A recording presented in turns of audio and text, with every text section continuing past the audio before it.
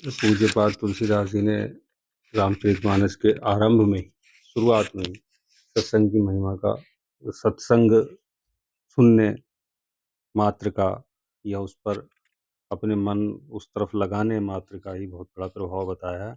इन्होंने कहा, सुनि समझहि जन मुदित मन मज्जहि अति अनुराग, लहहि चारि फल अछत तन साधु समाज प्रियाग।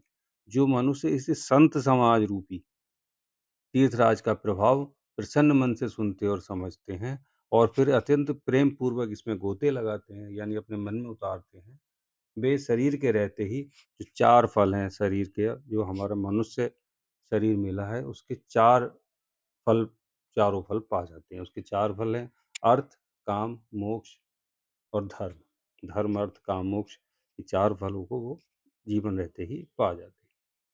तो सत्संग के प्रभाव के लिए उन्होंने कहा कि मज्जहि फल पे किए तत्काला, काकु होहि पिक बकहु मराला। तो आप लोगों ने देखा होगा कि कहीं सत्संग यदि हम सुनने जाते हैं तो तीर्थराज प्रयाग में जैसे नहाना हुआ, ऐसे ही सत्संग का हमने जो सुना महात्माओं से, यानी भगवत प्रेमी सज्जनों से जो सत्संग सुनते हैं, तो उसका असर तुरंत देखने मिलता है। नमस्कार साहब, बैठिए, स्थान छोड़ देना। तो एक तरीके से ये कहा गया है कि कौवा भी कोयल बन जाता है सत्संग सुनने के बाद। और सत्संग की महिमा का क्या वर्णन करें, उन्होंने कहा, बिन सत्संग विवेक न होई, राम कृपा बिन सुलभ न सोई।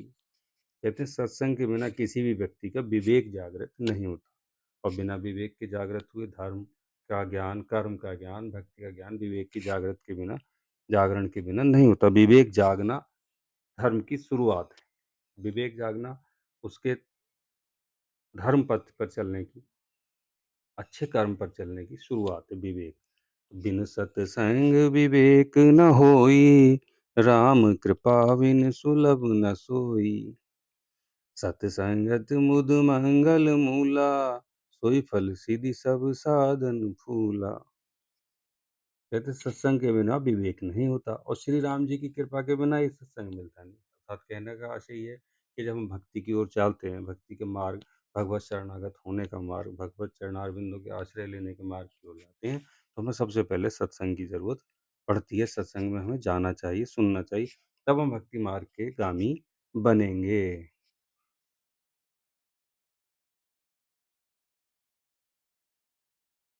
सठ सुधरहि सतसंगति पाई, पारस परस कुधातु सुहाई। कहते हैं कि 60 से 60 व्यक्ति भी, दुराचारी व्यभिचारी व्यक्ति भी सत्संग के द्वारा सुधर जाता है। जिस तरह से पारस पत्थर बुरे से बुरे धातु को, लोहे को और धातु को भी सोना बना देता है, जबकि स्वयं सोना नहीं है, पत्थर है, लेकिन उसमें क्षमता।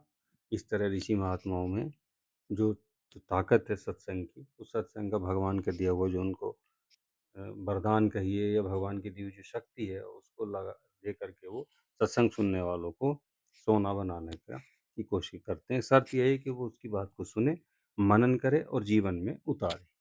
धन्यवाद।